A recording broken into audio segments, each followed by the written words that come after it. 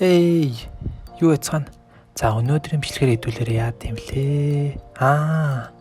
Google App. За Google App үзье.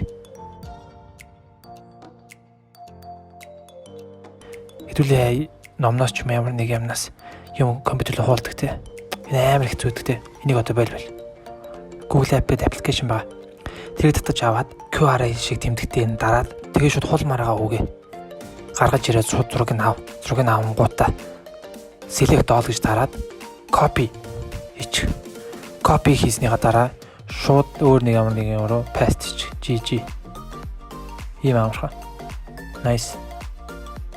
За бас дээрэс нь хүссэн юмныхаа шууд зургийг аваад хайчих болно. Эсвэл зүгээр шууд уншуулж болно. Листингдээ дараад Pigeon Babyクリーム9度油の焼きしさに着目したスキンケア成分として油類似成分の一つピジョンベビーリピッド。Тэгээ ямар ч хил дээр байсан гэсэн шууд бүгдийн шууд хуулч болно.